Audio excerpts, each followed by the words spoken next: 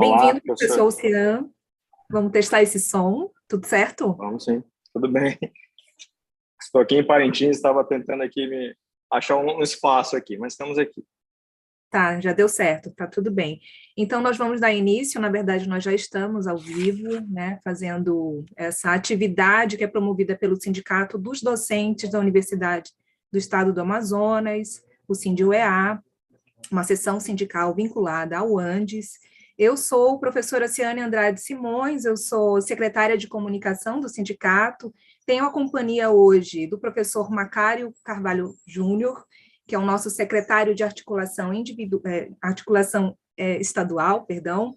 Temos também a presença da professora Mônica Xavier, que é secretária de formação sindical. Professora Mônica está falando diretamente de Parintins, e o professor Macário, diretamente do município de Tefé. Também quero agradecer a presença das nossas intérpretes de Libra, a Débora Souza e também a Samara, né, que vão trabalhar conosco hoje nessa transmissão. É muito importante que a gente possa usar todos os recursos dessa atividade.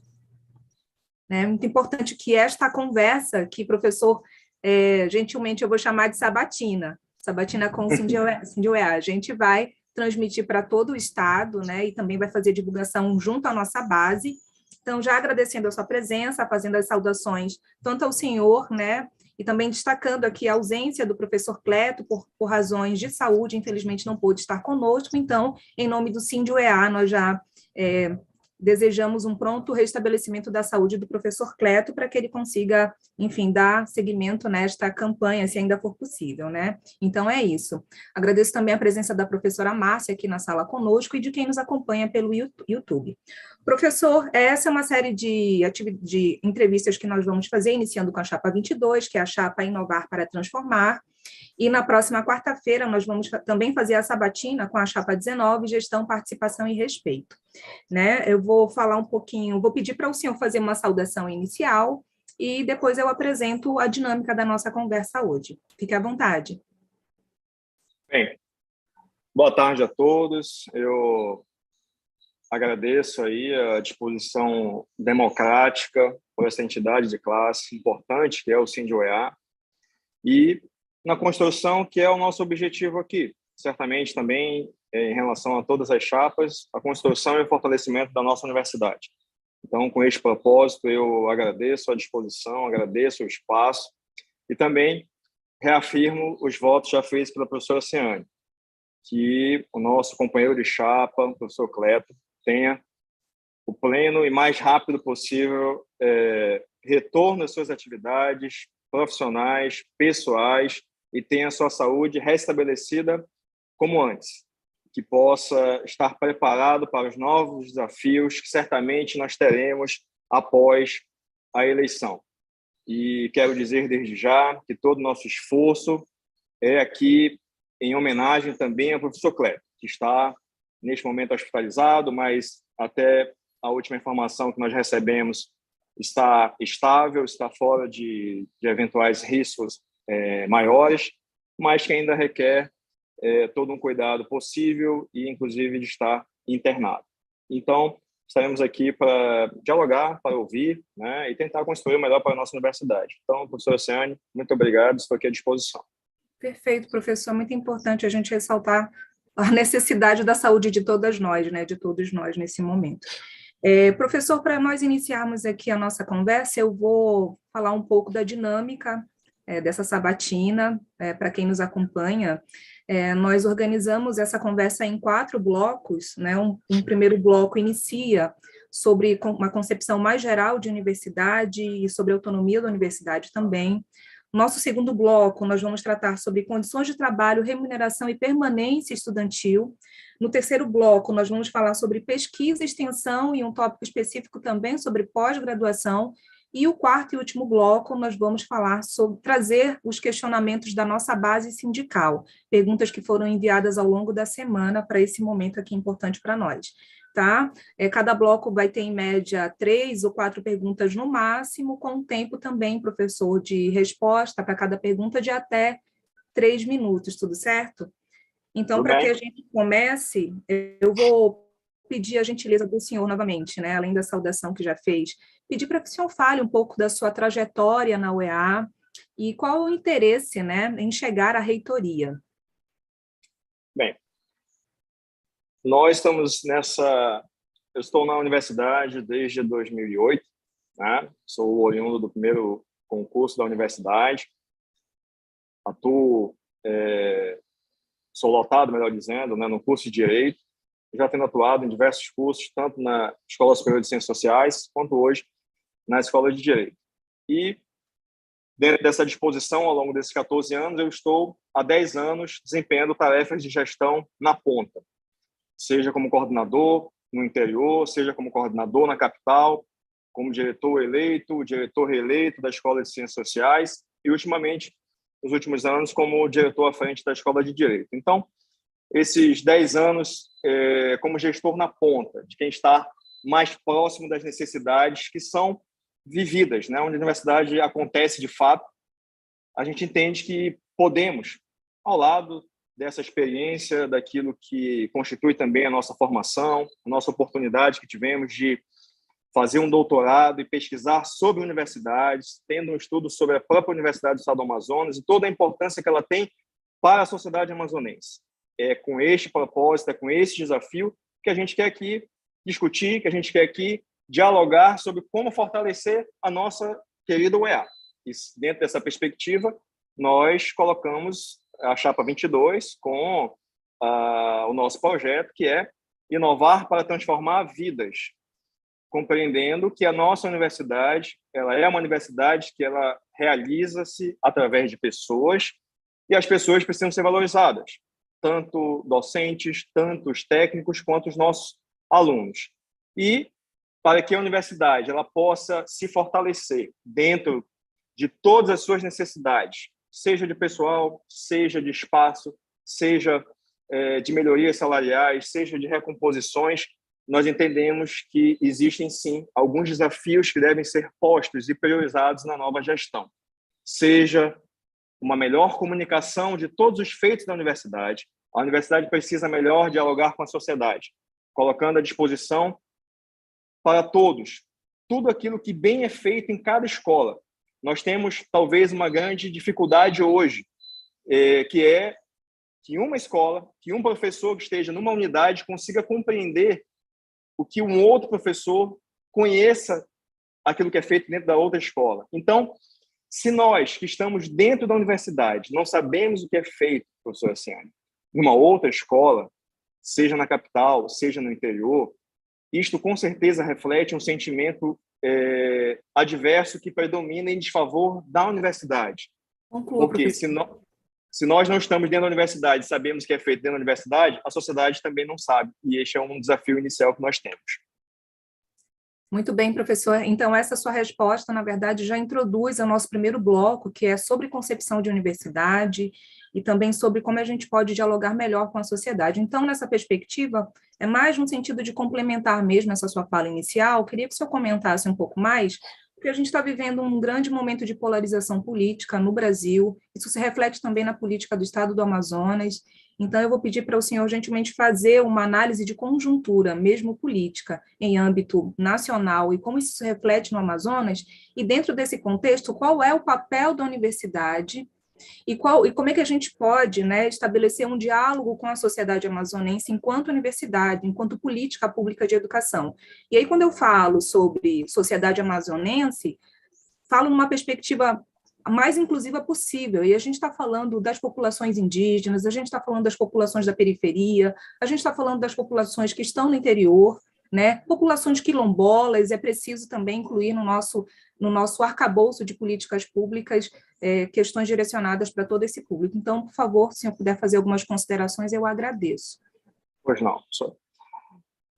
Como o senhor bem disse, nós estamos vivendo um momento delicado no país, em que a polaridade provoca um sentimento de enfraquecimento de conquistas democráticas que nós já temos e contra todo tipo de ameaça democrática, a direitos já consagrados, a perspectivas já fixadas na nossa sociedade. Eu entendo que a universidade ela deve se firmar como resistência, e eu acredito que a ciência, que todo o conhecimento que é projetado dentro da universidade deve se colocar à disposição da sociedade, não só para melhorar vidas, não só para fazer integrações socioeconômicas e ambientais, mas também de luta em prol da democracia.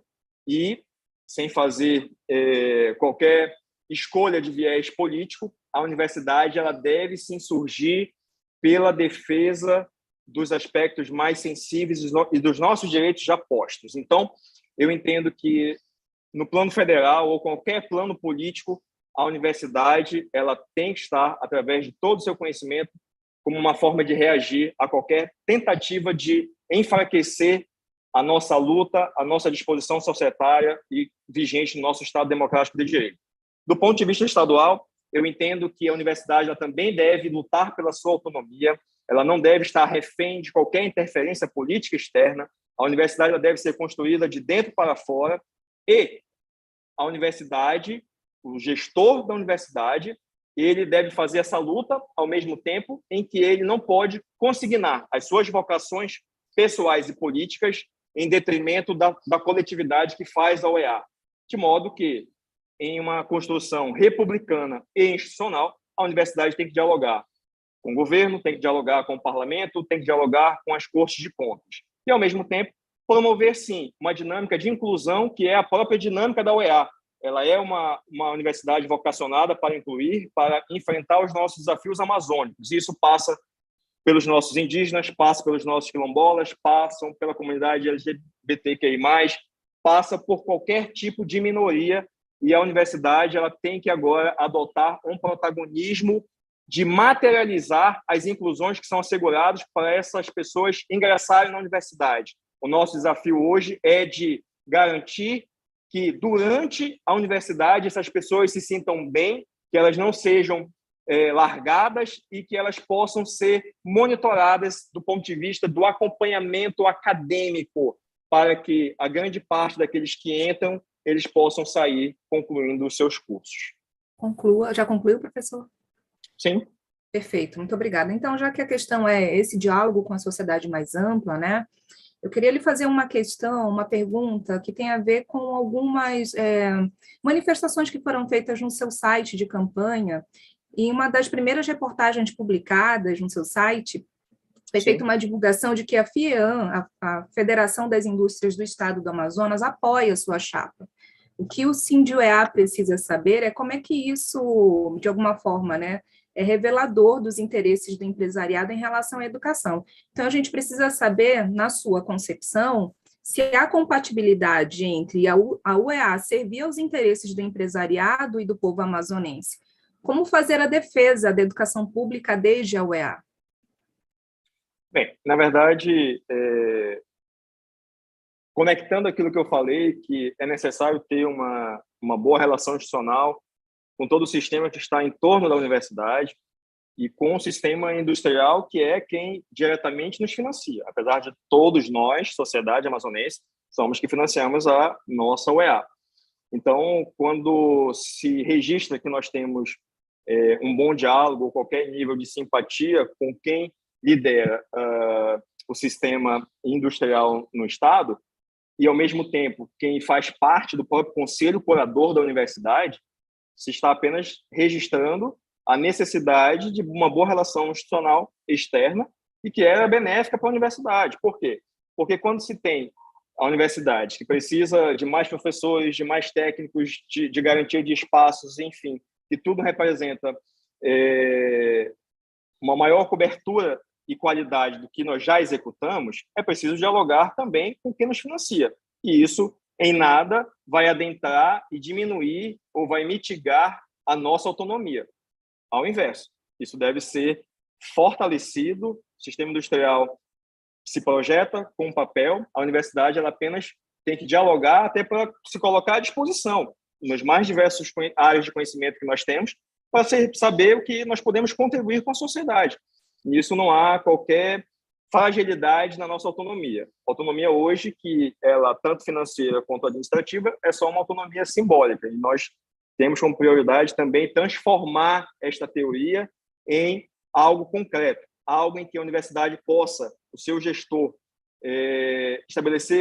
ordenar um pagamento e não dependa de intermediários dentro do nível estadual que vão pagar hoje ou amanhã, e isso repercute, às vezes, no atraso do pagamento de uma bolsa, de um auxílio social, de um auxílio, de uma bolsa de extensão, de uma bolsa de iniciação científica, que para os nossos alunos, especialmente no interior, isso às vezes é o que lhe garante a própria subsistência e o direito de comer. Então, a dinâmica e a proximidade com o diálogo com o sistema industrial no Estado é apenas de ordem republicana e institucional, de algo que a universidade precisa em muito para até poder amanhã rediscutir o percentual que lhe financia.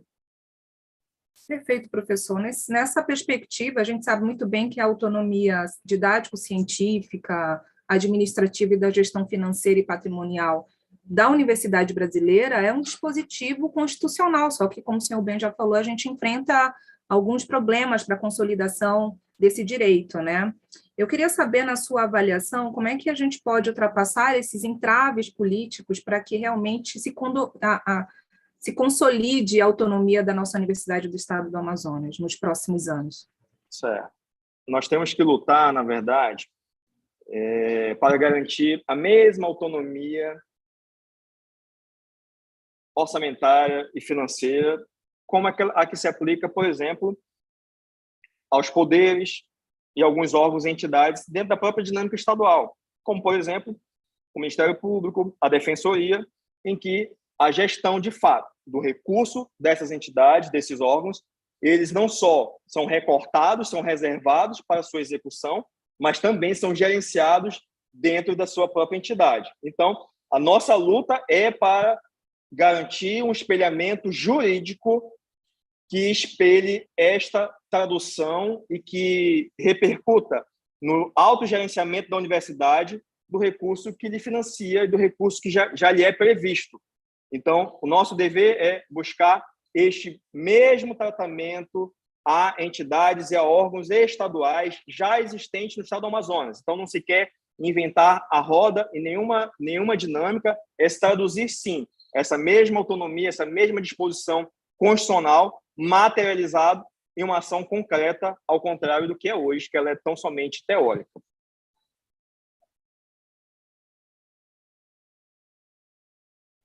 Perfeito. Eu teria mais algumas perguntas, mas por conta mesmo do tempo e do nosso bloco ele não poder ser tão extenso, eu vou tentar juntar e, se for possível, o senhor responde da melhor maneira possível.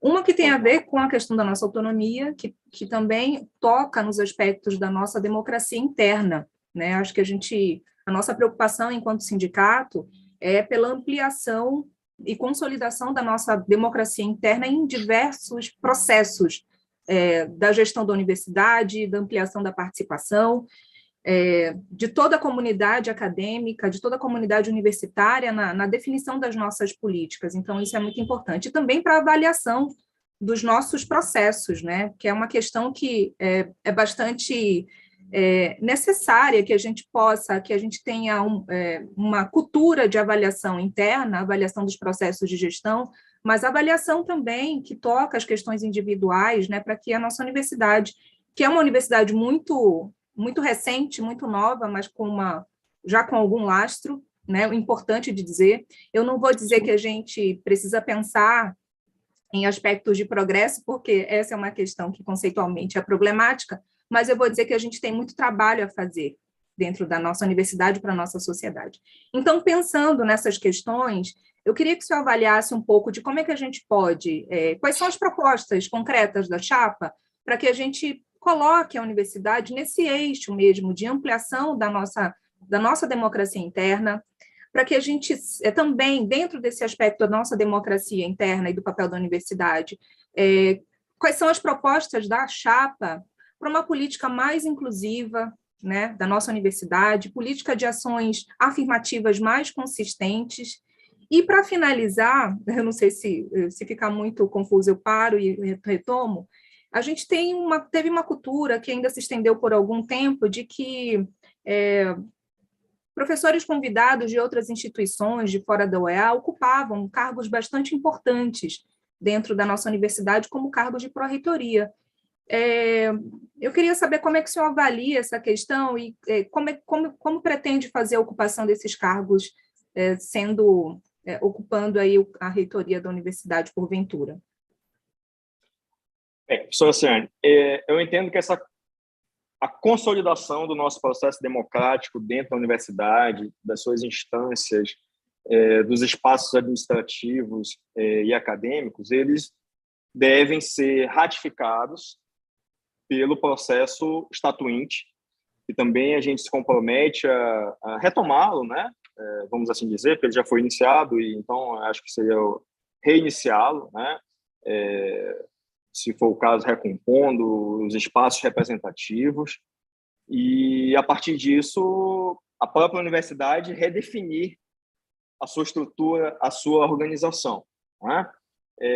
Ao lado disso, nós queremos, sim, otimizar, padronizar processos que, às vezes, um processo de uma pessoa segue um trâmite, de outro segue um outro trâmite. Então, a universidade precisa democratizar, precisa estabelecer um procedimento único, que não se perca tempo, que a gente ganhe celeridade, que, ao mesmo tempo, tenha toda a proteção dos dados, dos processos que vão circular, que a universidade prepare, inclusive, para que o aluno, o professor, o técnico, qualquer usuário da universidade, ele tenha uma melhor resposta dentro de um sistema de processo digital ou processo eletrônico, que basicamente se inseriu a partir do sistema do CIGED. Porém, as pessoas reclamam, com razão, de que elas não conseguem fazer um acompanhamento pelo sistema do andamento do processo, ou às vezes um contato mais simples, porventura através de números de WhatsApp de cada setor que possam dar este atendimento institucional a cada usuário do sistema da UEA. Nessa perspectiva que a gente quer ratificar e ampliar os espaços democráticos da universidade. Isso vai se traduzir também no compromisso com as ações afirmativas, com toda certeza. Nós nos comprometemos também, por exemplo, com uma pauta que veio das lideranças estudantis indígenas, em que há uma série de necessidades de nós garantirmos este acompanhamento, a materialização de direitos já previstos. Então, nós entendemos que é interessante hoje rediscutir, por exemplo, professora Ciane, se o nosso conselho universitário ele não seria importante também já ter um assento que pudesse falar pelas minorias, se não pudesse ter um assento que também tivesse voz e voto para a comunidade indígena, que é algo não só simbólico, mas representativo aqui para o estado do Amazonas. E, desta forma, nós queremos fazer, sim, uma gestão útil, pragmática, mas, ao mesmo tempo, sem esquecer dos valores que representam a autonomia, a liberdade de cada docente e, ao mesmo tempo, que a nossa gestão ela vai ser composta por pessoas técnicas, de modo que nos imponha a uma permissão de que a gente saia de um operacional de estarmos apagando incêndios diários e possamos focar no estratégico. Um estratégico que deve ser pensado para além de uma gestão de 4 anos, porque a universidade ela cresceu nesses últimos 10 anos, ela equacionou o seu quadro efetivo, o quadro efetivo se titulou, então ele passou a custar mais caro, porque isso impôs a justa promoção das pessoas, e é preciso agora rediscutir o financiamento da universidade, de modo a garantir que não tenhamos nenhum sobressalto financeiro na administração da universidade ao longo do tempo e que também a universidade possa garantir as recomposições de melhorias salariais, as recomposições do seu quadro de técnicos e quadro de professores. E a tendência é sempre prestigiar, professora Ciane, as pessoas que são da casa e que formam o UEA. Não faz muito sentido irmos buscar pessoas externas se a UEA é composta das mais diversas boas cabeças. Obrigada, professor. Eu vou ficar por aqui nesse bloco. Eu vou passar a palavra à professora Mônica Xavier, direto de Parintins, para dar continuidade. Mônica, é com você. Boa tarde. Vocês me escutam? Sim, professora. Bom, depois de uma longa chuva aqui em Parintins, nós conseguimos estabelecer esse contato com a internet. Bom, Esse bloco, ele pretende discutir, professor Alcian, condições de Pois não. trabalho, remuneração e permanência estudantil. Então, as Certo. minhas perguntas vão se ater a esse tema, e eu também vou fazer o controle do tempo, para que a gente possa garantir mais perguntas, né? Então, mais ou menos como foi no caso da Ah, Ciane, no bloco que a Ciane coordenou, 3 minutos para cada pergunta. A primeira pergunta que eu gostaria de fazer para você nesse sentido é o que a gente pode esperar da sua gestão em termos de valorização do trabalho do docente e dos técnicos administrativos, no que tange database, que estamos desde 2015 sem database, no que tange promoções, porque hoje o que acontece, muitas vezes, é o professor, por exemplo, que defende mestrado, doutorado, fica 2, 3 anos sem conseguir a promoção, e o pagamento de atrasados. Então, eu queria saber sua opinião e como sua gestão pretende equacionar essas questões. professor, satisfação. Eu também estou aqui na chuvosa Parintins de hoje. E o nosso dever, ele é só um, né? Nós restabelecermos uma luta contínua por essas melhorias. Então, vamos lá. As databases que redundam em algo próximo de quase 40% que foi acumulado desde 2015, é algo que precisa ser revisto, é algo que precisa ser implementado, e o nosso compromisso é, de imediato, estabelecer um diálogo com as lideranças, né, fora da universidade, para a implementação frente àquilo que estiver disponível e, de forma imediata, buscar a diminuição dessa diferença quanto às databases. Ao mesmo tempo em que nós temos uma remuneração que um dia já foi uma remuneração muito boa.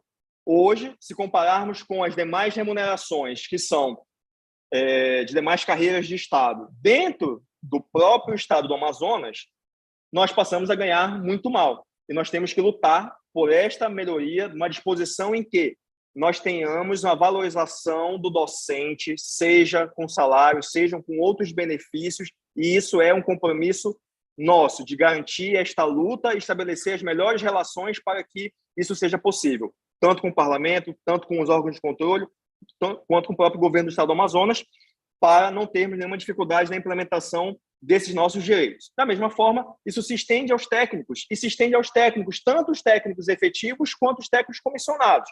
Estes últimos que foram basicamente esquecidos há mais de uma década e absolutamente possuem o seu poder de compra esvaziados ao longo do tempo. Então, é um compromisso muito especial de nós darmos um tratamento igualitário a todos que fazem a universidade diariamente. E isso impõe também a preocupação, professora, com direitos outros que nunca foram implementados, como, por exemplo, aqueles profissionais, tanto da área da saúde, quanto aqueles profissionais que trabalham em laboratórios e que se sujeitam à exposição de elementos químicos que possam redundar, né, em alguma disposição insalubre.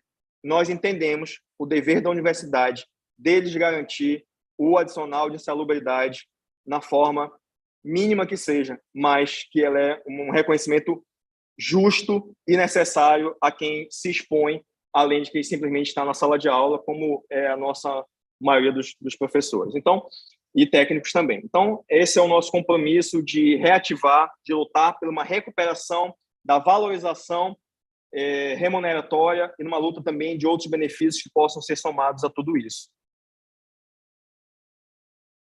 Ok, obrigado pela resposta. A segunda pergunta é relativa, até você citou a questão dos técnicos, é relativa à questão de concursos. Nos últimos anos, a UEA ela não abriu as vagas para concurso, em que inclusive estavam previstas no próprio PDI. E aí eu quero saber como é que os cursos, muitos cursos, eles têm funcionado com um número mínimo de professores. Eu digo o exemplo do meu. Nós somos 7, temos 2 professores com licença saúde e temos uma professora em formação. Então, 4 professores é muito, né, pouco para levar à frente um curso. com qualidade, né? Então, eu queria saber como é que você vai se posicionar, né, frente a isso, como é que você pretende viabilizar, já que há a discussão de que a UEA pede, mas não é autorizado, como é que a gente pode, de fato, vencer essa barreira e como é que você pretende equacionar essa questão tão importante na UEA? Professora, verdadeiramente é uma questão muito importante. Primeiro porque a universidade, nos últimos 10 anos, ela se expandiu fisicamente. Próprio Parintins, aqui onde nós estamos, é uma unidade que cresceu também volumosamente, com novas estruturas físicas aqui. Tefé é um outro bom exemplo, né?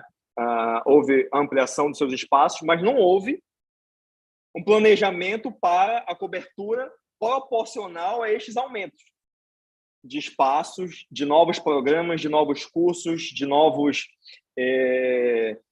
outros projetos. Então, hoje precisa fazer este dever de casa. E este dever de casa, ele passa, sim, pela rediscussão do que financia a universidade. Nós não queremos fazer economia com que hoje já está quase que precarizado. A nossa luta é viabilizar, através da rediscussão do percentual que nos financia, para que tenhamos o fôlego necessário para a realização desses concursos, para a ampliação do quadro, para o equacionamento de toda a evolução que a universidade teve. É preciso rediscutir isto. Nós não podemos nos orgulhar de sermos a maior universidade multicampo do país e nós não termos um financiamento multi. Pelo contrário, é um financiamento singular, dependente de uma única fonte e que é contrário a todo o bom senso no mundo dos negócios, no mundo da administração, que é colocar todos os ovos na mesma cesta. Então, nós temos que sair desta dinâmica, sairmos desta dependência. E uma das primeiras formas de que isso é possível é na rediscussão do financiamento da universidade, do que nos financia hoje, e, ao mesmo tempo, na busca de outras formas alternativas de financiamento, seja rediscutindo algum percentual do próprio FTI, que é o fundo que garante o desenvolvimento do turismo e do desenvolvimento para o interior, que possa custear todo o avanço da universidade no interior e que colegiados como o seu, que tenham 7 ou que mesmo tenham 10 professores, coloca vocês numa situação de desigualdade em relação a outros colegiados. Por quê? Vocês vão ter que ter uma carga elevadíssima na graduação, vocês vão ter dificuldade para sair, para se doutorar ou para fazer um pós-doutorado, e quem sai, aliás, quem fica, assume uma carga maior do que já tem para garantir a saída do outro colega. Então, isso é preciso ser repensado. E para a gente repensar isso, sim, é preciso ampliar o gasto de despesa de pessoal que nós temos com a contratação de mais professores e de mais técnicos. E a forma para a gente chegar nisso é, sim, rediscutindo o que hoje já nos financia, professor. Obrigada, professor. A próxima pergunta tem a ver com políticas de gênero para a universidade. Eu queria saber a proposta concreta, também imediata da chapa, no enfrentamento dessas questões de gênero na universidade, tanto para promover a igualdade, quanto também no combate à violência de gênero. E aí eu estou falando especificamente de assédio sexual, né? Assédio moral e sexual. Eu queria saber assim, qual é a sua política concreta e imediata nessa questão. Este também, professor, é um ponto muito sensível, mas nós estamos atentos a isso. Eu não poderia, como advogado, não promover uma resposta ativa e urgente, como a senhora falou.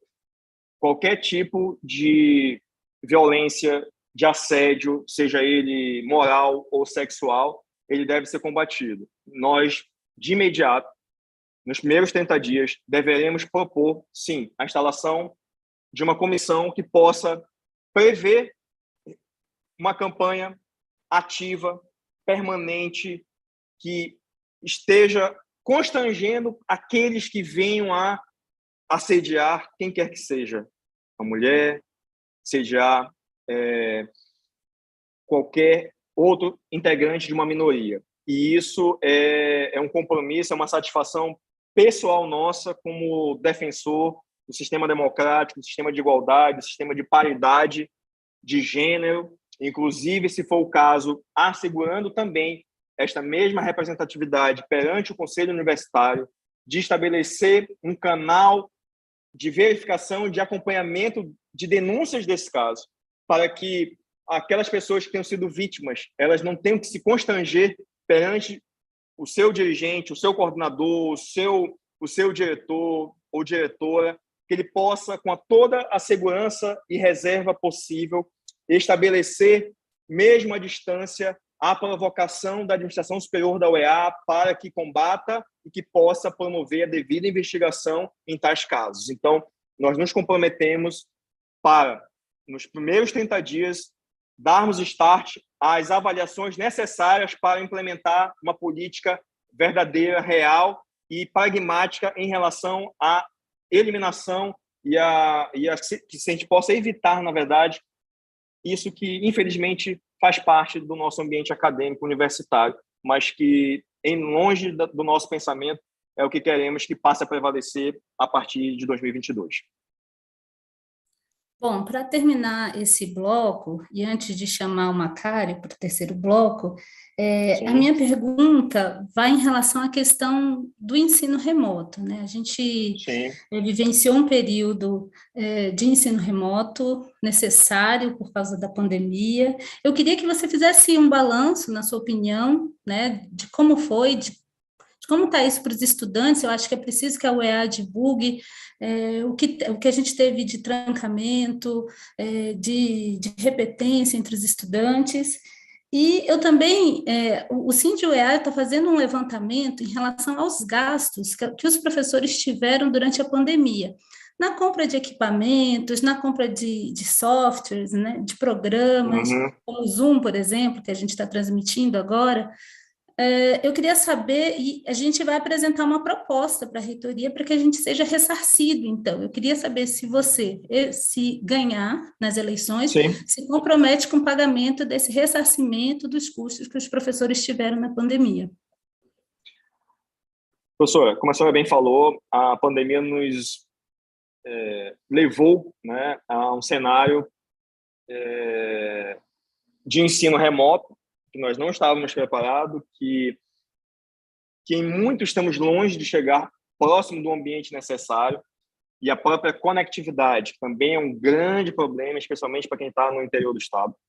Mesmo a universidade tendo conseguido disponibilizar a contratação de chips, de telefones para quem não tinha, isso não vem sendo necessário. Nós temos essa leitura, nós temos essa compreensão e entendemos que é preciso, sim, rediscutir isso naquilo que for ainda permanecer, né? Que isso não signifique de forma alguma precarização do ensino, precarização das condições de trabalho, o ambiente de trabalho do professor que deixa de estar na sala de aula, que passa a estar na sua casa, como a senhora bem falou. É necessário pensarmos formas alternativas de equacionar essas despesas, que o professor na sua casa ele tenha o mesmo ambiente saudável, que não tenha risco de acidentes ambientais, que ele tenha uma mesa ou equipamento, que ele tenha uma cadeira necessária para que aquilo não repercuta em desfavor da sua própria saúde. Há uma preocupação nossa, inclusive, discutir o que é possível fazer sobre o trabalho remoto para a atividade fim e para a atividade meio da universidade. É preciso, sim, que a universidade, através do seu órgão máximo, venha a pautar este assunto. E isso é um compromisso formal nosso de colocarmos isso à disposição da comunidade para que a gente possa rediscutir. Sobre o apoio financeiro aos gastos que nós, professores, estamos tendo com a terceirização, né, desse trabalho que era para estar dentro da universidade, ele passou a ser no nosso ambiente doméstico. Nós entendemos, professor, que é possível, sim, se discutir algum adicional ou alguma rubrica indenizatória e que seja fixado isso.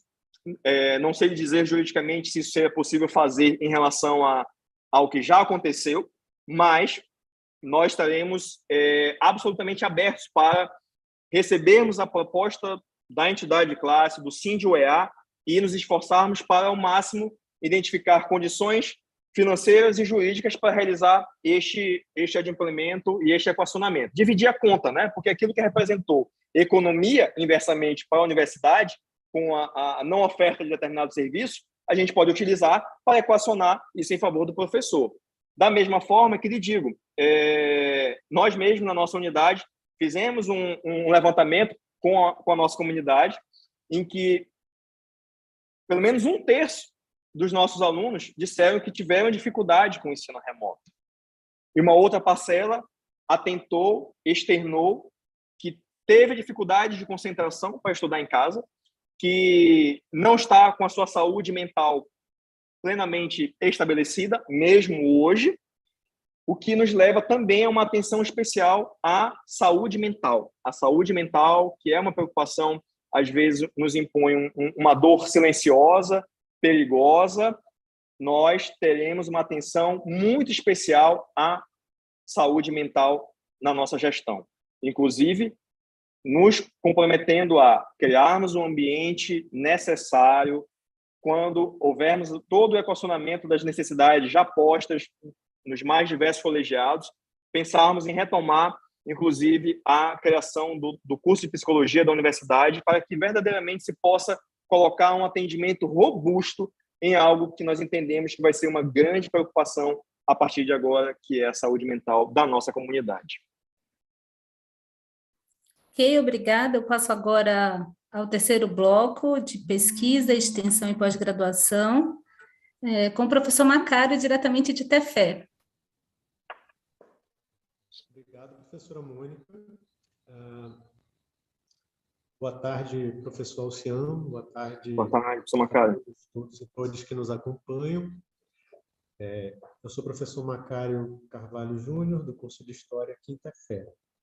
Eu tenho 5 perguntas a fazer, professor.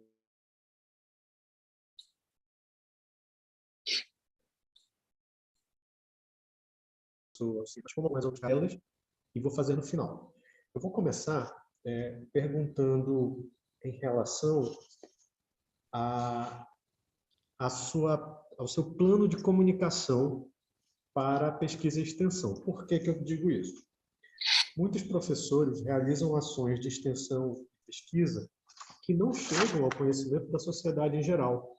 Muita gente não sabe o tipo de ações de extensão que nós estamos realizando na universidade, nem sequer os próprios professores de uma área e outra conhecem os trabalhos dos seus colegas.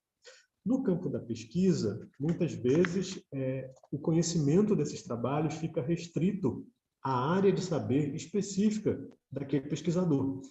Então, a minha pergunta inicial é como o senhor vai tratar da necessidade de comunicar melhor as ações da universidade para com a sociedade? Professor Macário, satisfação em reencontrá-lo mesmo virtualmente. Eu entendo que a comunicação é um grande problema da universidade. É um problema que, inclusive, nos dificulta no reconhecimento da sociedade pelos feitos que já são desenvolvidos dentro da universidade. E eu entendo que a comunicação da UEA ela deve ser absolutamente reestruturada, reformulada, a ponto de garantirmos a plena divulgação de todas as atividades de pesquisa, de extensão, para que, no primeiro momento, dentro da própria universidade, todos nós saibamos identificar, criar uma plataforma que seja possível identificar, professor Macário, do ponto de vista da pesquisa, elencar ações temáticas de pertinência de interesse dos diversos pesquisadores na universidade. E saber que existe um professor que pesquisa um assunto sobre um viés, sobre uma abordagem que também lhe interessa, seja em Tefé, seja em Parintins, seja em Manaus, seja em Ipixuna. Eu acho que é uma primeira forma da gente unir esta ponta que está absolutamente solta hoje e nós desconhecemos em absoluto aquilo que é feito dentro da universidade, seja no campo da pesquisa e no campo da extensão, que também as boas iniciativas e a extensão, que é a principal porta de interação com a comunidade, nós também não temos uma boa divulgação destas ações e com isso nós enfraquecemos a força da universidade, porque quem não sabe o que a universidade faz, entende que vão milhões para a universidade e a Universidade do Estado do Amazonas não devolve, supostamente não devolve nada em benefício da universidade, o que sabemos que não é uma verdade. Mas a gestão precisa restabelecer este canal da comunicação, melhorando a informação, né, como o elemento a ser conduzido, através de uma nova forma de se comunicar interna e externamente. Obrigado, professor Alcian. A próxima pergunta é sobre pós-graduação. Sim. É notório que a pós-graduação é um dos campos em que a UEA mais cresceu nos últimos anos. No entanto, algumas áreas são priorizadas em termos de estrutura e aporte financeiro em relação às outras. Mas essa pergunta não é sobre o aporte financeiro. O senhor já tratou sobre isso. A pergunta é como o senhor pretende sanar o desequilíbrio de investimento em algumas áreas sobre as outras, sem perder de vista que algumas áreas precisam ser estratégicas para o desenvolvimento do Estado. E que áreas seriam essas na sua gestão? É isso. Bem, professor, nós entendemos e nós queremos defender a mesma UEA democrática, igualitária e acessível para todos. Então, apesar de poder existir, sim, áreas de atenção estratégica da universidade, mas nós temos que prestigiar igualmente todo o esforço, que foi um esforço individual de uns docentes, de um colegiado, em se organizar, propor, submeter a aprovação de um novo programa de pós-graduação estrito sensu, mas aí não houve o acompanhamento institucional para adequar esta evolução, o surgimento desse programa, com o espaço físico necessário, o espaço de pessoal, a garantia, como é a grande realidade dos programas e dos colegiados no interior do Estado. O senhor bem sabe disso, em que há uma imposição de carga horária aos professores que dificulta uma atenção do professor ao exercício da pesquisa, né? Então, nós temos hoje 2 UEAs. Uma UEA especialmente voltada para a capital e uma outra UEA subsidiária daquilo que sobra para o interior. Então, nós queremos restabelecer esta forma, este reequilíbrio, como o senhor bem falou. Esta é uma prioridade nossa. Isso vai passar também pelo fortalecimento dos programas de pós-graduação que surgiram ao longo do tempo, que nós entendemos que é um caminho natural pelo próprio equacionamento do quadro de doutores da universidade. Não só surgiram, como vão surgir muitos outros programas. Não só o fortalecimento dos já existentes, e é dever, sim, da universidade, da gestão superior, dar as condições mínimas de pessoal, de estrutura física, de equipamentos, de laboratório, para que nós possamos adentrar hoje num cenário de desenvolvimento de uma pesquisa de alto nível. Este é o nosso compromisso, professor, neste sentido. Certo, professor. Mas como nós ainda temos 1 minuto, eu gostaria de reiterar quais serão as áreas estratégicas para o senhor na sua gestão. Bem, nós temos uma dinâmica, né, que precisa ser dialogada, especialmente no âmbito da pesquisa, sem estabelecer privilégios. A universidade vai ter, sim, como gestão, algo que a pesquisa poderá complementar e ser fortalecido com a conexão de recursos externos em favor deste avanço de pesquisa, deste avanço tecnológico, como é o diálogo, por exemplo, da área da inovação com qualquer área da educação dentro da universidade, para além da área tecnológica, que é bem desempenhado ali dentro da escola de tecnologia, como também há uma própria prioridade hoje da entidade gestora dos recursos de P&D de direcionar um volume de recursos especial tanto para a área da educação quanto a área da saúde. Então, o nosso foco no desenvolvimento da pesquisa vão passar pelos diálogos dessas áreas preferenciais, ao mesmo tempo em que nós entendemos que, diante da vocação nossa de estarmos inseridos na Amazônia, de termos uma significância da população tradicional, da população indígena, nós também devemos fortalecer a pesquisa voltada para o reconhecimento da nossa população, voltada para o aproveitamento daquilo que nós temos de proximidade fronteiriça e que está muito próximo aí de Tefé, está ali em Tabatinga.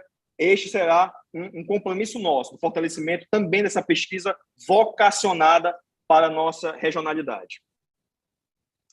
Certo, professor, obrigado. Nada. A próxima pergunta é sobre um mecanismo de apoio a eventos científicos, algo que existiu durante a gestão do professor José Aldemir de Oliveira, precisava de alguns ajustes, mas que a gestão atual simplesmente eliminou. O senhor vai ter alguma política para o incentivo aos eventos científicos? Se sim, qual será essa política? Com toda certeza, professor. A gente não pode raciocinar este apoio sem algo concreto.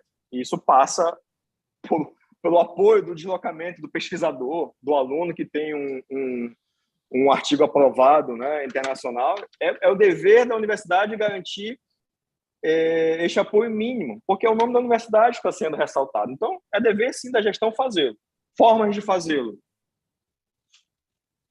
Na rediscussão daquilo que nós queremos ampliar o orçamento da universidade, é possível destinar, reservar algum mínimo de rubrica específica para esta finalidade, somado àquilo que hoje virá do fundo que foi criado recentemente na resolução do Conselho Universitário, que vai, através dos recursos destinados às despesas operacionais administrativas, dos projetos de P&D, vão fomentar a pesquisa dentro da universidade. Eu entendo que este recurso ele pode ser, em grande parte, destinado para atender esta necessidade, para que a universidade não fique dependendo tão somente da boa vontade, do convencimento da Secretaria de Administração, que gerencia essa dinâmica de passagens, de emissão de diárias, para convencer que a universidade, ao fomentar passagens para os seus professores, para os seus estudantes, está cumprindo a sua missão institucional, está cumprindo a sua vocação, que é ensinar. E o ensino precisa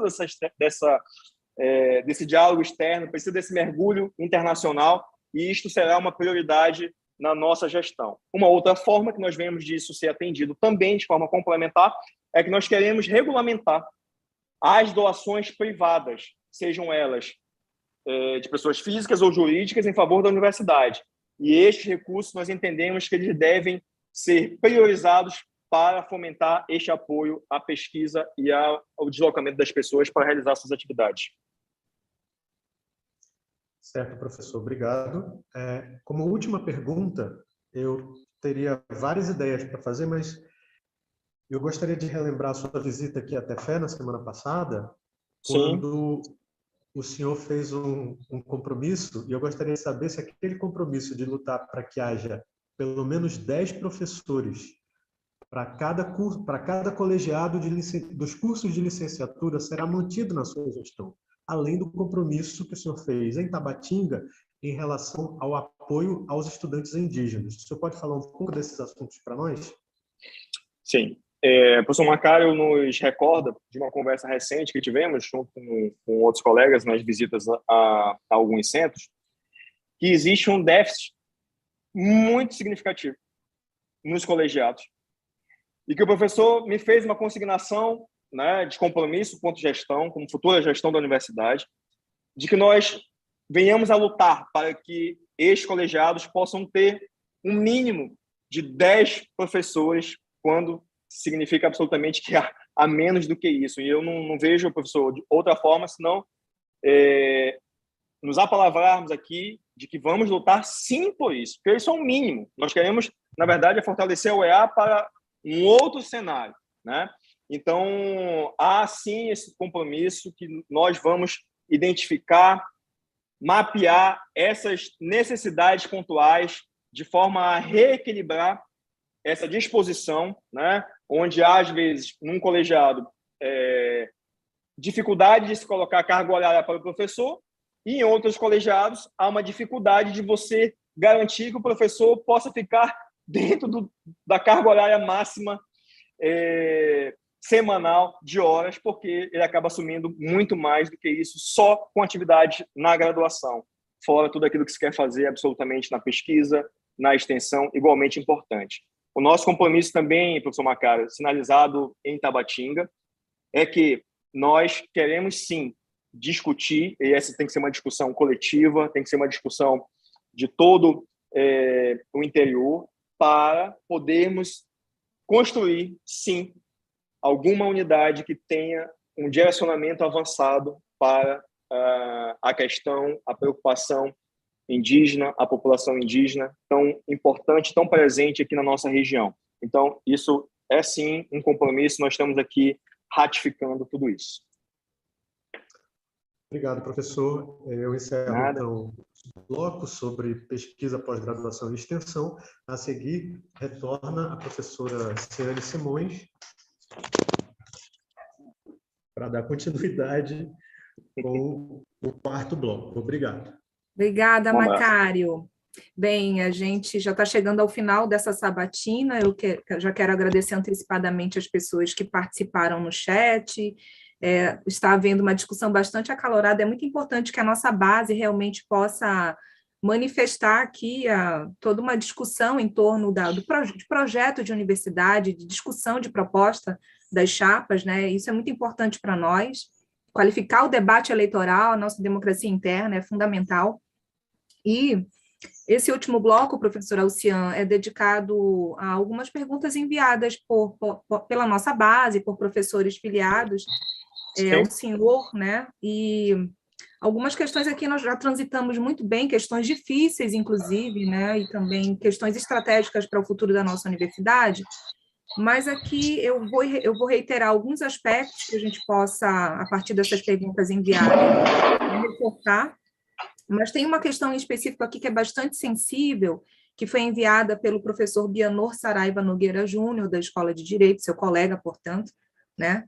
Não só seu colega, nosso colega, mas especificamente seu colega da Escola de Direito. Ele pergunta da chapa qual é a posição acerca da cidade universitária.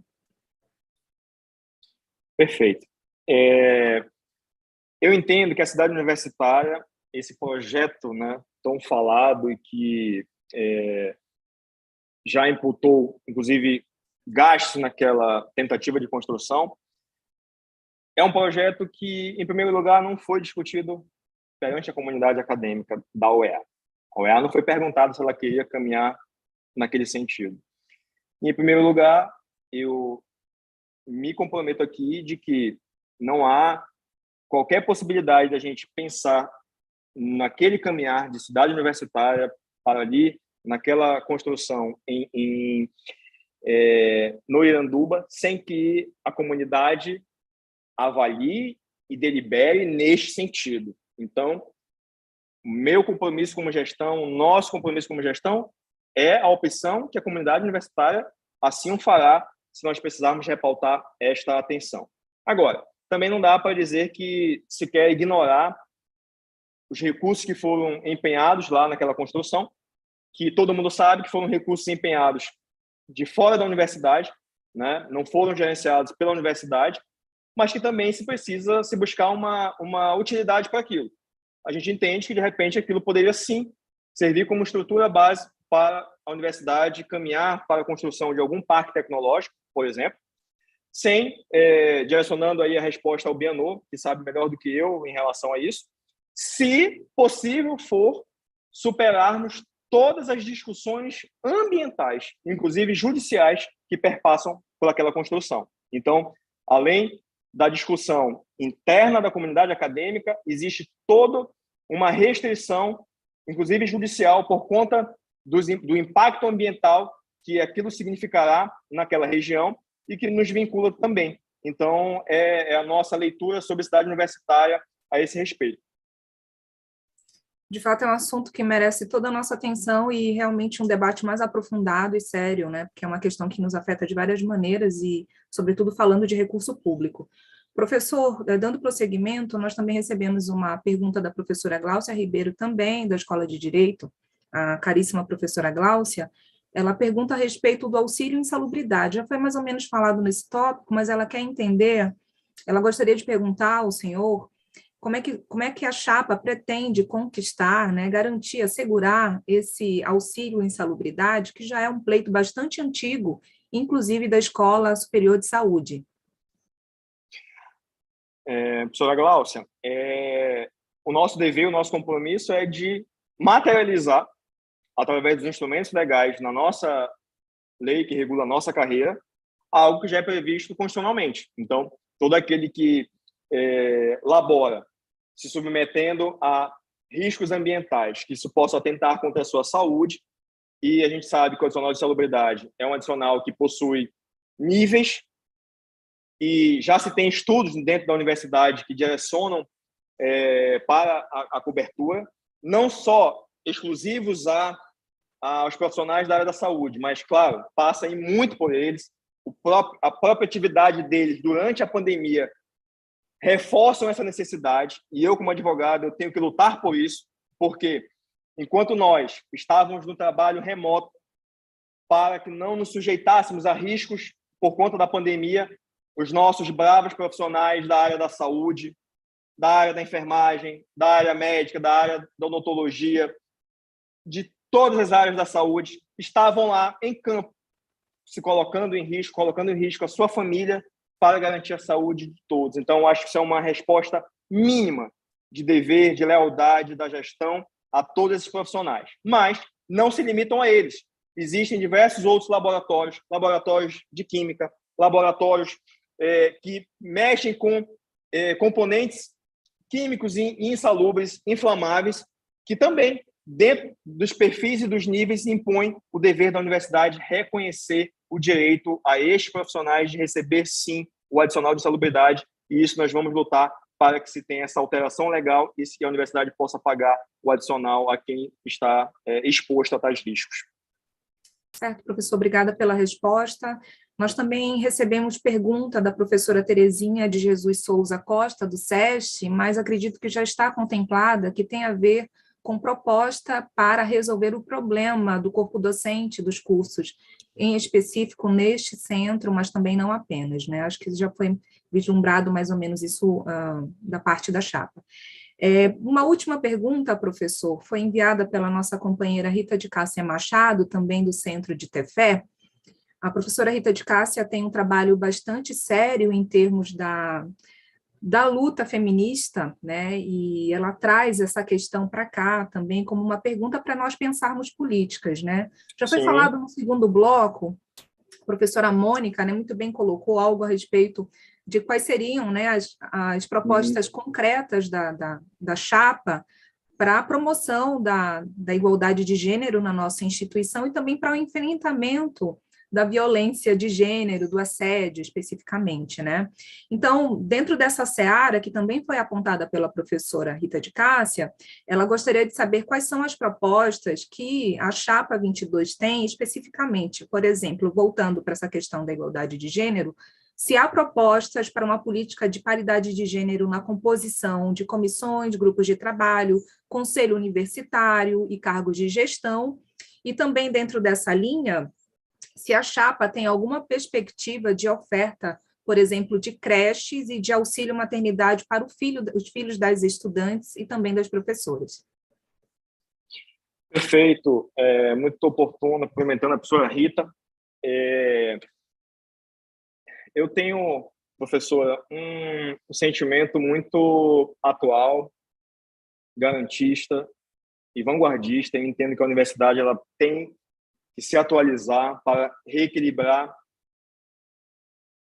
desencontros históricos. A paridade de ocupação de cargos, eu aqui ratifico que já conversei com alguns, que nós iremos submeter à apreciação do Conselho Universitário a construção desta política de paridade de gênero para a ocupação dos cargos absolutamente que ocupam, que possuam, né, uma ocupação, uma composição, melhor dizendo, de ocupação não singular, de modo que a gente possa ter uma garantia dos espaços onde esses assentos, esses espaços de cargos de direção sejam ocupados pelo menos em 50% por mulheres. Eu acho que é um primeiro passo que a universidade pode dar como um reconhecimento concreto em defesa da igualdade, que é algo tão necessário em qualquer lugar, inclusive aqui na nossa UEA. Acredito também, professora Rita, que isso também já havia me chegado, inclusive pelas lideranças estudantis, da instituição garantir, de alguma forma, sim, como um processo de inclusão, como um processo de manutenção de alunas, não só grávidas, mas que recém possam ter parido, que a chegada de uma criança não possa significar a exclusão dessas pessoas na continuidade do estudo e da ocupação da vaga, que certamente foi tão difícil para se conquistar para estar numa universidade pública como a UEA. Então, é também um compromisso nosso de querermos viabilizar alguma forma, algum benefício que garanta no ambiente acadêmico algo que se tenha essa proteção, esta inclusão, que as alunas, mesmo com filhos recém-nascidos, possam ser estimuladas. Se não for através de uma creche, que eu lhe digo, se tivermos condições, faremos com todo prazer. Mas, antes disso, qualquer outro mecanismo alternativo que possa mitigar esse cenário de exclusão, de não contemplação das alunas, das técnicas e mesmo das docentes que não tenham condições de deixar o seu filho com algum outro familiar, com algum outro lugar, que a universidade possa criar esta política, sim. E talvez, professora Ciane, dentro dos estudos que são preferidos na sua escola, nós possamos tomar as ideias mais técnicas para construir isso dentro do processo pedagógico, possamos, de repente, até transformar este ambiente em algum tipo de prática, conjugando as mais diversas áreas que a universidade tem como conhecimento. Então, isso também tem a nossa atenção e nós iremos não só lutar, mas estamos abertos às boas ideias que possam ajudar, professora Rita, a materializar isto. Esta é a nossa leitura sobre estes assuntos. Perfeito, professor, muito obrigada por responder, né? Eu acredito que a universidade, como eu falei inicialmente, tem um trabalho muito duro, muito árduo para fazer ainda, né? Para se consolidar sua autonomia, consolidar sua política inclusiva, pensar nas pessoas com deficiência, pensar nas populações indígenas, quilombolas e periféricas, né? E lutar pela equidade de gênero, e como a gente tem sinalizado, né? E, bem, chegamos ao final, professor, agradeço as pessoas que nos acompanharam, a nossa base, que movimentou aqui toda uma discussão no nosso chat, mas que também tem nos acompanhado nas ações. É muito importante que o Sindicato dos Docentes da Universidade do Estado do Amazonas seja fortalecido, né? Sim. Porque, obviamente, a ampliação e também a ampliação e a consolidação dos direitos da categoria favorecem toda a universidade, toda a sociedade. É importante que a gente faça essa disputa social também, né, que a gente diga o nosso papel nessa construção também democrática e da formação de quadros de excelência acadêmica, de excelência técnica, mas também de excelência humana, né? Isso é muito importante para nós. Professor, já finalizando, eu vou pedir, então, para que o senhor faça as suas palavras finais, né, para a nossa categoria, para toda a comunidade universitária, e a gente já encerra agradecendo a todos que nos acompanharam, a todas e todes. Então, os nossos amigos, as nossas amigas que estão nesse processo de construção, que é um processo contínuo. Qualquer boa ideia projetada numa plataforma de gestão são as ideias iniciais para as quais o candidato deve, sim, saber minimamente para onde direcionar a universidade. Agora, jamais podemos entender e não entendemos que seja uma construção encerrada. Ela é apenas o início e este diálogo interativo, permanente, coletivo, é que vão levar a melhor gestão, o melhor lugar para a nossa universidade. Nós aqui, professora Ciane, agradecemos também a disposição do SINDI-UEA de promover esse espaço democrático e reafirmo que na nossa gestão é de total interesse do fortalecimento das entidades de classe, entidade de classe representativa dos docentes, entidade de classe representativa dos técnicos administrativos. Por quê? Porque esta luta, o ambiente propício para estabelecer esta luta é aqui. E cabe ao gestor da entidade criar os mecanismos para materializar as lutas e as pautas que nascem dentro do ambiente democrático, um ambiente complexo e colegiado da entidade de classe. Nós que estamos colocando nosso nome à disposição da comunidade, o fazemos com o propósito de entender também o seguinte: nós somos servidores, eu, no meu caso, sou docente, eu não sou gestor, eu posso estar gestor amanhã, mas a minha luta sempre vai ser por fortalecer os nossos direitos de trabalhadores, de servidores, de professores, de técnicos e também dos nossos alunos. Então, agradeço, professora Ciane, a disposição, deixo aqui as nossas propostas, as nossas ideias iniciais, que em muito vêm sendo enriquecidas com todo esse processo de oitivas com a comunidade em Manaus, nos municípios, e nós queremos isso, é o fortalecimento da autonomia verdadeira da nossa universidade, que a universidade possa se demonstrar e traduzir para a sociedade tudo aquilo que ela já faz e, ao mesmo tempo, ter toda a atenção para termos uma melhor forma e outras formas alternativas do nosso financiamento, e assim que nós colocamos a Chapa 22 à disposição para inovar e transformar as vidas. E, professora Ciane, lembrando que este é um processo democrático, é um processo livre. Aquelas pessoas que se sentirem confortáveis com a nossa plataforma, com nossas ideias iniciais, por favor, votem na Chapa 22, ficaremos muito honrados com a disposição de vocês e que a nossa universidade seja fortalecida após esse processo eleitoral. Muito obrigado. Muito obrigada, professor, pela disponibilidade em dialogar com o sindicato. Lembrando que essa gestão do sindical é a gestão da reconstrução e do diálogo, também nós estamos recompondo a nossa base, né? Então é muito importante esse momento, é salutar para nós também, enquanto militância sindical. Então, finalizando, eu gostaria muito de agradecer as nossas intérpretes de Libras, Samara e também a Débora, agradecer quem participou no chat e nos acompanhou. Por favor, divulguem essa live. A gente pretende fazer um trabalho também, se for possível, fazendo alguns recortes dos temas mais sensíveis e estratégicos para a nossa universidade, para divulgar em nossas redes. E também gostaria de agradecer o nosso assessor de comunicação, Valdir Júnior, que também está na parte técnica hoje. É isso. O nosso próximo encontro é com a sabatina com a Chapa 19, Gestão, Participação e Respeito, no dia 16 de março, quarta-feira, às 14 horas. Aguardamos todos aqui. Um abraço. Boa tarde a todos.